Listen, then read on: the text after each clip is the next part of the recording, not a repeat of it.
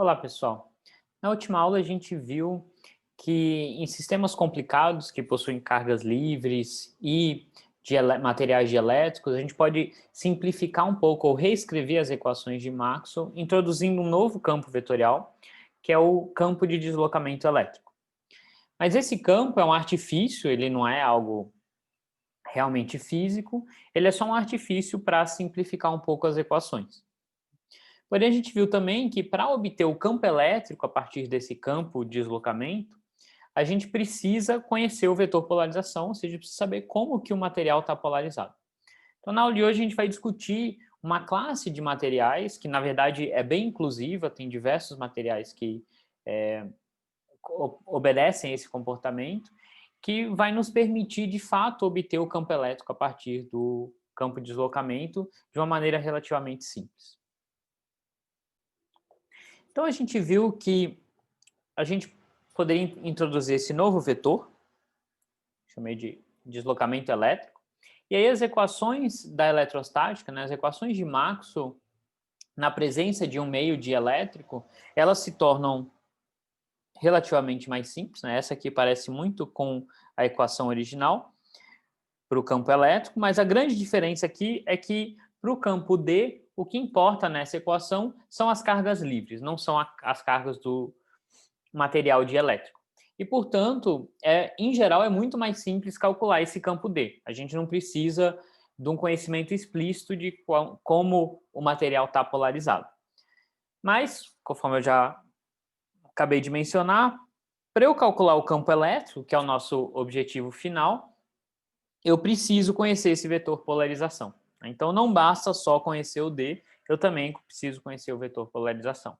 Então, apesar de ser relativamente simples obter esse vetor de deslocamento elétrico, ele não é suficiente para a gente encontrar qual é o campo elétrico.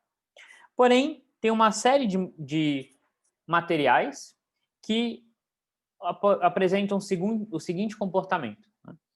O vetor de polarização ele é proporcional ao campo elétrico total. Então, nesses casos, a gente diz que o material ele é linear.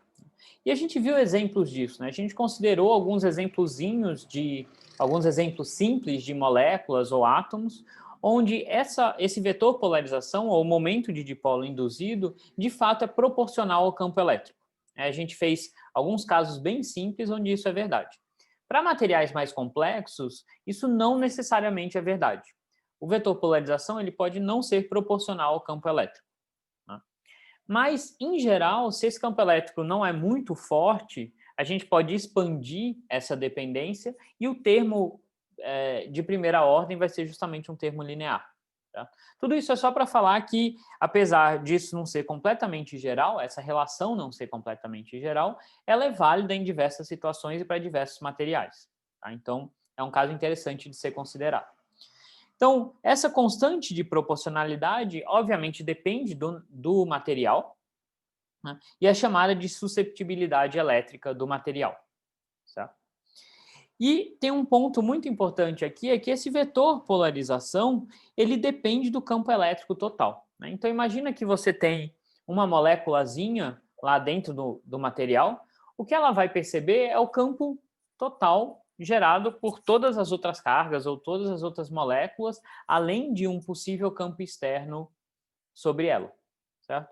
Então, a gente não ressaltou muito isso quando a gente começou a discutir polarização, porque não era tão importante lá, mas agora vai ser essencial. Né? Então, o que a gente tem que lembrar ou ter em mente é o seguinte: imagina que eu tenho um certo material aqui dielétrico, certo? E eu coloco ele na presença de um campo externo. E esse campo externo vai gerar uma polarização. Certo? Só que a gente sabe que a própria polarização do material também gera um campo elétrico. Tá? Então, eu estou chamando esse campo elétrico gerado pela polarização de ED, campo do dielétrico. E esse E externo é o campo externo, que está sendo controlado por alguma fonte externa. Então, o campo total, em algum ponto aqui do material, ele é composto, né, ele recebe contribuições de duas fontes. o campo do próprio dielétrico mais o campo externo. Tá? Então, esse vetor polarização aqui, ele é proporcional a esse campo total. Tá? Então, o vetor polarização, ele é proporcional ao campo total, e esse campo total inclui o próprio campo gerado pelo vetor polarização. Tá? Então, parece que a gente está meio que andando em círculos. Né? Para deixar isso mais explícito, imagina o seguinte, né? Eu começo com o meu material sem nenhuma polarização e coloco ele num campo externo. Então, inicialmente, o meu campo total realmente é só o campo externo, porque o material não está polarizado. Tá?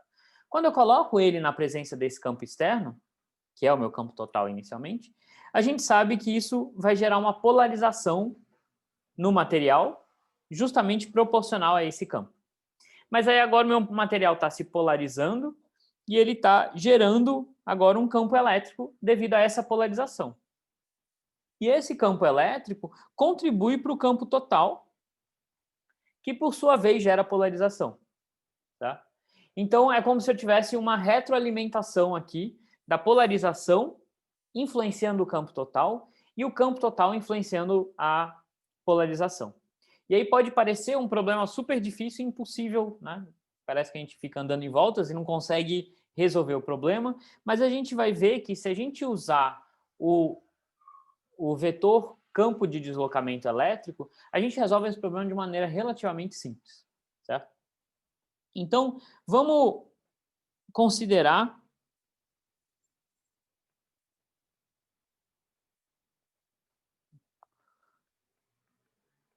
o vetor D. Qual que é a vantagem desse vetor? Esse vetor ele só depende das cargas livres. Então, ele independe da polarização do material. Tá? Então, esse problema não vai aparecer para o meu vetor. Então, a ideia que a gente vai trabalhar é a seguinte. Imagina que eu tenho uma certa distribuição de cargas livres, né, além das cargas induzidas pela polarização, mas são essas cargas livres que vão gerar ou que vão me permitir calcular esse vetor D. Tá? Então, eu conheço esse vetor D se eu sei qual é essa distribuição de cargas livres. Mas o vetor D, eu lembro que ele é ε0e mais o vetor de polarização. E o meu objetivo final seria realmente encontrar quem é esse campo elétrico. E esse aqui é o campo elétrico total, certo? Que inclui tanto a polarização do material quanto um campo elétrico externo ou de cargas livres. Mas agora eu uso aquela relação. Eu sei que o vetor polarização para um material dielétrico linear, ele é proporcional ao campo elétrico. Então, isso daqui eu vou poder escrever como ε0e mais ε0, a susceptibilidade elétrica, vezes o meu campo elétrico. Então, vejam só, né? Eu agora consigo isolar o meu campo elétrico e escrever ele em função de D. Certo? Então, se eu conseguir determinar esse vetor D, eu consigo, de uma maneira muito simples, calcular quem é o campo elétrico.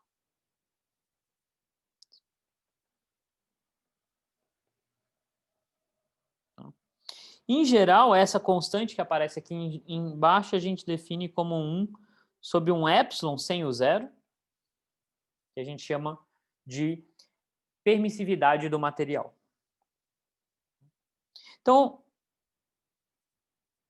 vejam só como a gente conseguiu contornar o problema acima. Né? A estratégia nossa, então, é a seguinte. Vamos olhar só para as cargas livres e esquecer o material dielétrico por enquanto. Isso nos permite calcular esse vetor de deslocamento. Se eu sei o vetor de deslocamento, eu agora consigo calcular o campo total. Esse campo total vai incluir o campo gerado pelo dielétrico, mais qualquer outro campo externo, o campo gerado por essas cargas livres e assim por diante. Tá? Então, de novo, das cargas livres eu calculo o D, do D eu consigo calcular o meu campo elétrico total, e aí, se eu quiser, eu consigo calcular a minha polarização, porque a polarização vai ser simplesmente proporcional a esse campo. Tá? Uma observação adicional aqui é que essa constante de proporcionalidade, em muitos casos, ela de fato é uma constante, tá? Mas nem sempre. Às vezes ela pode mudar de ponto a ponto no meu material, então ela pode depender da posição, sim. Então, só um pouco de nomenclatura, certo? Esse QE a gente chama de susceptibilidade elétrica, como eu já falei para vocês. Esse epsilon, que é 1 mais QE vezes epsilon zero, é a permissividade elétrica.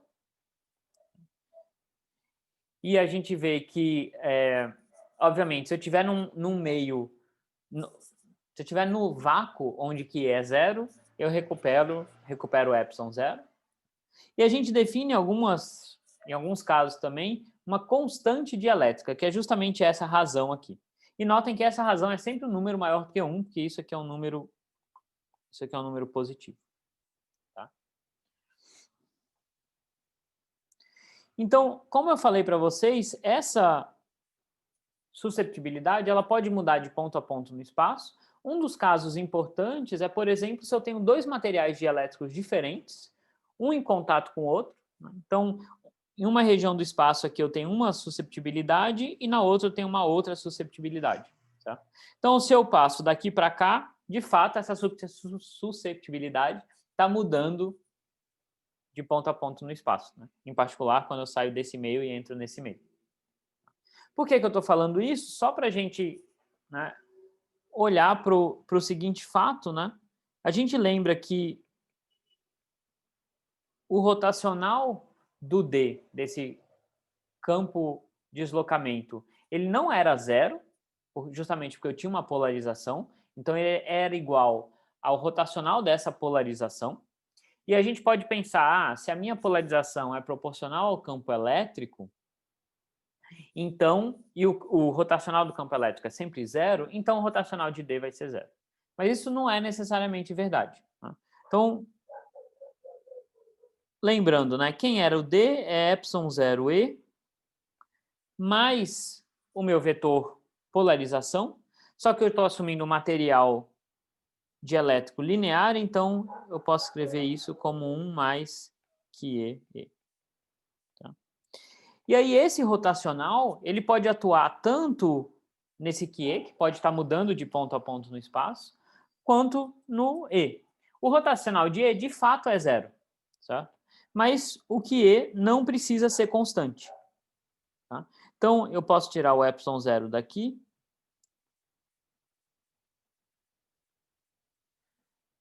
Mas esse rotacional aqui pode não ser zero. Certo? Então, ainda no caso de um dielétrico linear, o rotacional de D também não é necessariamente zero. Então, a gente tem que, né, manter todos aqueles cuidados que a gente tinha na hora de calcular o D. Certo? Tem um caso particular, é que se eu estou assumindo que o meu material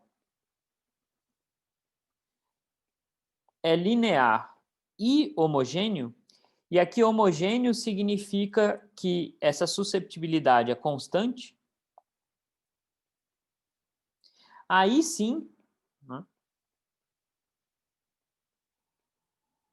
o rotacional de D é zero.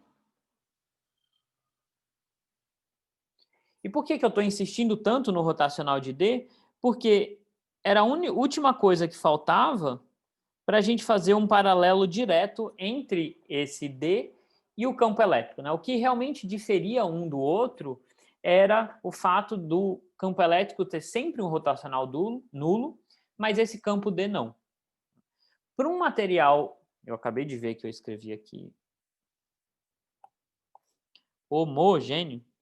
Para um material homogêneo, sim, o rotacional de D é nulo, e aí tudo que a gente tinha usado para calcular o campo elétrico, a gente pode usar para calcular o D, com as observações de que o D só depende das cargas livres e não tem aquele fator 1 sobre epsilon zero, na lei de Gauss. Então, por exemplo, se isso aqui é verdade, então, de novo, só para materiais homogêneos. Não vale, por exemplo, se eu tiver um sistema com uma interface. Tá? Mas para materiais homogêneos, esse D pode ser calculado em função de um potencial, tá? Porque isso aqui justamente me diz que ele pode ser escrito como menos o gradiente de um potencial. Eu posso, por exemplo, escrever uma equação de Laplace ou Poisson para esse potencial, só que agora o que vai entrar na equação de Poisson são só as cargas livres. Tá? Eu posso fazer, né, separação de variáveis, eu posso fazer expansão de multipolos, tudo isso para o meu campo D. Tá?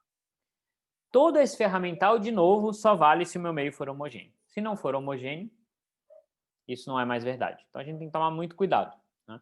Mas para os casos de meio homogêneo, a gente pode sim usar todo esse ferramental para calcular esse D. Uma vez que eu conheço o D, é trivial calcular o campo elétrico, como a gente já viu. Né? É só dividir por esse fator aqui. Tá? Então, vamos discutir um exemplozinho para a gente ver como essas coisas acontecem na prática. Tá? Então, o exemplo é bem simples. Imagina que eu tenho uma esfera com uma densidade uniforme de carga que está fixa, certo? Então, estou imaginando que eu tenho algum material especial aqui onde eu fixei essa densidade de carga, ela não pode se mover. E aí eu cubro essa esfera por uma camadinha aqui de um dielétrico. Semelhante um pouco ao problema que a gente viu na aula passada, mas agora é uma esfera. E aí eu quero... Bom, eu sei que esse material dielétrico ele é linear. Como eu sei disso? Porque o enunciado me diz que ele tem uma permissividade epsilon. Isso, então, implicitamente já está dizendo que ele é linear. Tá? Então, esse material aqui é linear. E aí eu quero calcular o campo elétrico em qualquer ponto do espaço. Tá? E aí a gente pode pensar, bom, vou calcular o campo elétrico. Para eu calcular o campo elétrico, eu preciso saber das cargas do meu sistema, por exemplo. Né? As cargas dessa esfera eu já sei, mas quais são as cargas do meu material dielétrico, eu não sei. Para saber elas, o que a gente precisa? A gente precisa saber da polarização. Mas para saber como o meu material é polarizado, eu preciso saber do campo elétrico, que é o campo elétrico que gera essa polarização. Então, é um exemplo daquele, né, o que vem primeiro. Eu quero calcular o campo elétrico, mas para eu saber o campo elétrico, eu preciso saber a polarização, e para eu saber a polarização, eu preciso saber o campo elétrico. Mas aí a gente evita todos esses problemas se a gente considerar o campo D. Tá? Porque para o campo D, não interessa o dielétrico, não interessa o vetor polarização. Tudo que a gente vai precisar para calcular o campo D são as cargas livres. Certo? São essas cargas da minha esfera uniformemente carregada. E como eu tenho uma simetria esférica aqui, eu posso aplicar a lei de Gauss para o meu campo D. Certo? Então, vamos fazer isso. Então, a gente vai primeiro calcular esse campo D aplicando a lei de Gauss. E aí, uma vez que a gente obteve o D, a gente pode facilmente obter o campo elétrico e depois, se a gente quiser, o vetor polarização. Tá? Então, como esse, né, é um problema de simetria esférica que a gente já fez diversas vezes, eu vou passar por ele um tanto rápido, certo? Então, o que eu quero calcular? Eu quero calcular o meu campo D, e para ele só interessam as cargas livres, então eu vou olhar para essa densidade uniforme de carga aqui. O enunciado me diz que essa esfera tem uma carga total Q. E aí a gente sabe que para aplicar a lei de Gauss eu preciso escolher uma casca esférica gaussiana aqui. O meu campo D ele vai apontar radialmente. E aí eu posso escolher essa casca esférica dentro da minha esfera ou fora. Eu vou escolher primeiro fora, então esse raiozinho vai ser menor do que o raio da esfera, vai ser uma superfície gaussiana aqui. E aí eu preciso calcular o quanto de carga eu tenho dentro dessa minha casca esférica. Certo? Então, nesse caso é relativamente simples, porque eu tenho uma densidade constante, certo? Então, vai ser a densidade vezes esse volumezinho. Certo? Então, vai ser essa minha densidade ρ0 vezes o volume dessa esfera, que é 4/3 de πr ao cubo. Essa densidade, como a minha esfera como um todo tem uma carga total Q, essa densidade é Q sobre o volume da esfera.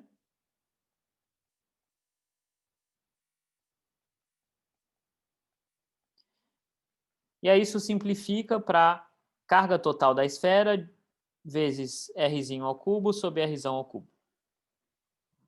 E do lado esquerdo, a gente sabe, né, que, enfim, o D vai ser constante na casca esférica, ele está na direção do elemento de área, ele vai sair da integral, então vai ficar D vezes a área da casca esférica. Certo? Vai ser um D de R vezes a área da casca esférica. Isso aqui vai ser Qzão, Rzinho ao cubo sobre Rzão ao cubo. Uma observação que eu não falei aqui, mas lembrem que para o campo elétrico eu tinha 1 sobre ε0 aqui, para o D a gente não tem esse fator. Então, isso me dá que o meu vetor D dentro dessa minha esfera uniformemente carregada, vai ser Qzão sobre 4π Rzinho sobre R ao cubo na direção radial. Então, para Rzinho menor que Rzão. E se eu tiver agora fora dessa esfera uniformemente carregada, a gente também já fez esse problema diversas vezes, a gente sabe que o campo vai ser equivalente ao campo de uma carga pontual no centro da esfera. Então, nesse caso, o meu D de R vai ser simplesmente Q sobre 4π, 1 sobre R quadrado, R chapéu. Então, muito cuidado na hora de escrever essas expressões, porque a gente tende sempre a querer colocar o epsilon zero aqui, mas para o D a gente não tem esse termo. Tá? Então, eu agora encontrei esse meu campo de deslocamento D em todas as regiões do espaço. A gente vê como é simples calcular ele. Né? Eu só preciso saber qual é a densidade de cargas livres, independe da polarização do meu dielétrico. Agora eu quero calcular o meu campo elétrico. Tá? E aí a gente lembra que para um material dielétrico linear, o meu campo elétrico vai ser dado por essa expressão aqui, certo? Então, o que eu tenho que analisar é em cada ponto do espaço quanto que vale essa susceptibilidade elétrica ou essa permissividade elétrica, e aí eu calculo o meu campo simplesmente dividindo D por esse epsilon. Tá? Então, nesse problema aqui dentro desse material, eu não tenho nenhuma permissividade elétrica, não tenho um dielétrico, então vai ser o meu epsilon vai ser justamente o epsilon zero. Nessa região aqui, eu tenho sim um material dielétrico com uma permissividade epsilon, e aqui fora eu estou no vácuo, então de novo eu vou ter epsilon zero. Certo? Então, vamos lá. Então, dentro da esfera, eu não tenho nenhum material dielétrico, então meu campo elétrico é simplesmente D dividido por epsilon zero. Então, nessa região do espaço, o meu E vai ser Q sobre 4π epsilon zero, Rzinho sobre R ao cubo, R chapéu. Que era justamente essa expressão aqui, só que agora dividido por epsilon zero. Então, dentro da esfera, já achei o campo, seria exatamente o mesmo campo se não tivesse o dielétrico lá. Certo? Dentro do dielétrico, certo? Ou seja, para Rzinho entre R, e deixa eu ver como é que eu defini aqui, entre R e B, B é o raio da casca, né, do material dielétrico. Então, agora sim eu tenho um material com permissividade epsilon. Tá? Então, eu tenho aqui uma susceptibilidade diferente de zero, e aí o meu campo elétrico, então, vai ser meu vetor de deslocamento, sobre epsilon, e epsilon aqui vai depender do material, certo? Então, vai ser um número que vai ser dado dependendo de qual é a natureza desse material. E a gente lembra que aqui eu estou naquela região fora da esfera, para o meu vetor D, então esse campo D é o campo de uma carga pontual. Certo? Então, o meu E aqui fora vai ser Q sobre 4π epsilon, 1 sobre R quadrado, R chapéu.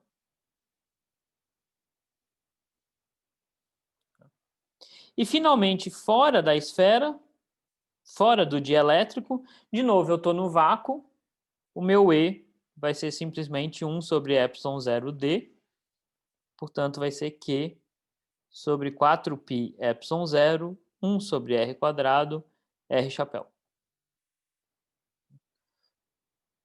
Notem o seguinte, né? Essa permissividade aqui é sempre um número maior que epsilon zero. Né? A gente lembra que a permissividade é epsilon zero vezes 1 mais a susceptibilidade. Então, isso é sempre um número maior que epsilon zero. certo?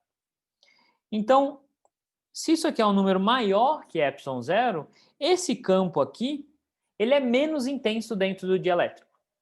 Tá? Então, se eu não tivesse o material dielétrico lá, o campo seria esse e seria mais intenso. Que é o que a gente já viu, né? O comportamento dos materiais dielétricos é blindarem parcialmente esse campo. E essa blindagem está aparecendo justamente nesse fatorzinho aqui. Ele está simplesmente diminuindo a intensidade do meu campo. Tá? E aí uma última coisa para a gente ver, uma última informação interessante é, bom, calculei o meu campo elétrico, mas e a polarização? Será que eu consigo calcular a polarização também? Consigo, né? Porque a polarização ela é proporcional a esse campo elétrico que eu calculei. Só chamando a atenção, ressaltando aqui, esse campo elétrico que eu calculei é o campo elétrico total, certo? Então é o campo elétrico gerado tanto por essas cargas aqui, como pelas cargas induzidas no dielétrico. Tá?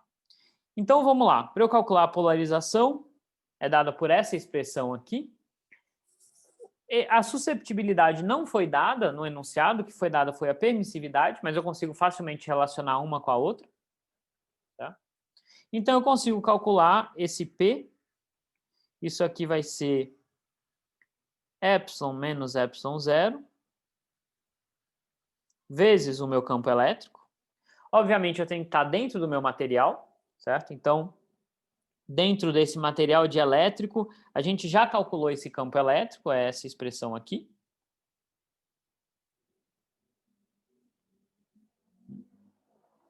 Então, esse aqui é o meu vetor polarização, certo? Eu posso simplificar um pouquinho, escrever ele como 1 menos epsilon zero sobre epsilon, Q sobre 4π, 1 sobre r quadrado, r chapéu. Tá? Então, é uma polarização que vai diminuindo conforme eu vou andando dentro aqui do meu material.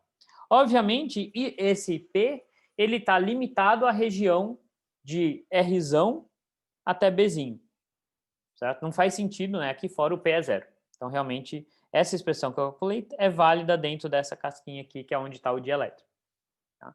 E aí, então, a gente vê que ele aponta na direção radial, assim como o campo, o que é esperado, já que um é proporcional ao outro.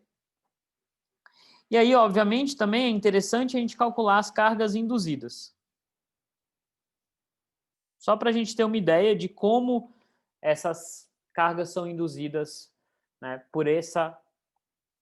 pelo campo gerado por essa esfera uniformemente carregada. E notem como o problema aqui a gente inverteu toda a ordem, ou a maneira de resolver o problema. Né? Antes, a nossa estratégia é, bom, eu conheço a polarização, calculo as cargas induzidas, calculo o potencial elétrico, calculo o campo elétrico. Aqui, eu quero resolver tudo de uma vez, porque eu não conheço a polarização. Então, eu começo com o vetor de deslocamento. Se o material é um dielétrico linear, do vetor de deslocamento eu consigo facilmente calcular o campo elétrico. E aí, a partir do campo elétrico, eu calculo a polarização. E, finalmente, se eu quiser, eu calculo as cargas induzidas. Então, é um caminho quase que inverso do que a gente discutiu nas aulas da semana passada. Então, vamos lá. As cargas induzidas, a gente lembra, eu tenho uma densidade de cargas, que é dado por menos o divergente de P. E a gente vê, aqui o P depende de R ao quadrado, então esse divergente não necessariamente é nulo. Mas em coordenadas esféricas, esse divergente é dado por essa expressão aqui. O P ele só tem uma componente radial, né? Então aqui é o módulo dele. E aí eu olho que o divergente, a expressão do divergente é tal que quando eu multiplico o P por R quadrado, o P se torna constante. Isso aqui vai ser simplesmente Q sobre 4π vezes isso daqui. Então, essa densidade de carga é nula. Né? Apesar do vetor polarização ele não ser constante, o divergente dele é zero. Tá? Então, eu não tenho densidade de cargas dentro do meu dielétrico. Então, toda a carga tem que estar nas superfícies. Tá? E aí eu tenho duas superfícies aqui. Eu tenho a superfície interna e a externa. Certo? Então, na superfície interna é quando o raio for igual a Rzão. E aí a minha carga induzida vai ser P vezes o vetor normal à superfície, Mas agora o meu vetor normal, quando eu estou nessa superfície interna, ele aponta aqui para dentro. Tá? Então, ele vai ser menos R chapéu. E, obviamente, eu tenho que calcular esse vetor polarização na superfície, em Rzinho igual a Rzão. Tá? Então, isso aqui vai ser menos 1 menos epsilon 0 sobre epsilon, Q sobre 4π, Rzão ao quadrado. E essa é a minha densidade de carga na superfície, na casca, na superfície interna do meu dielétrico. Note que isso daqui é justamente a área dessa casca esférica. Então, eu posso escrever isso daqui como um menos Q' sobre a área. E esse Q' é dado justamente por essa expressão aqui. Então, é como se eu tivesse uma distribuição uniforme. É uma casca, a carga induzida no meu dielétrico é uniforme, só que a carga dela não vai ser igual à carga total da esfera. Vai ser uma carga um pouquinho menor, dada por isso daqui. Que vem justamente daquele cancelamento parcial. Né? Se esse dielétrico fosse um condutor, a carga seria exatamente a mesma. Mas como ele é um dielétrico, as cargas não podem se mover livremente, eu não consigo cancelar completamente a carga da minha esfera. Tá? Então, eu tenho uma carga efetiva aqui, dada por essa expressão. Tá? A gente vê que quanto maior for a permissividade, né, ou seja, quanto maior for a polarizabilidade do meu material, maior vai ser essa carga induzida. Tá? Ou seja, quanto maior esse epsilon, mais livre as cargas podem se deslocar, ou mais elas se deslocam, tá? E mais carga vai se acumular aqui nessa superfície. E aí, finalmente, na superfície externa é quando Rzinho é igual a B. E aí eu vou ter algo muito parecido, mas agora o meu vetor normal, ele realmente aponta na direção de R chapéu. Tá? Então, aqui eu vou ter P, produto escalar com R chapéu. E aí eu vou ter uma expressão completamente análoga. A diferença é que aqui eu não vou ter mais esse sinal de menos, ou vai ser um mais. E o meu vetor polarização, eu vou calcular ele no meu raio B. Tá? E isso aqui é justamente Q' sobre a área da casca externa. Tá? Então, a gente vê que a carga total do meu dielétrico de fato é zero. Eu tenho uma carga menos Q' na casca interna e mais Q' na casca externa. Tá?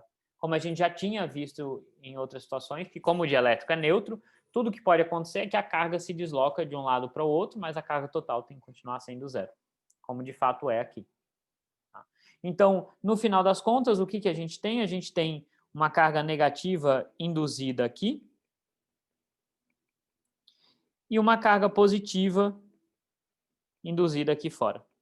E nenhuma carga dentro do meu dielétrico, só estão nas superfícies. Então, esse era só um exemplo para a gente ver como fazer essas contas, né, num caso simples. Na próxima aula, a gente continua a nossa discussão de materiais dielétricos e materiais dielétricos lineares. Bom, tchau, tchau.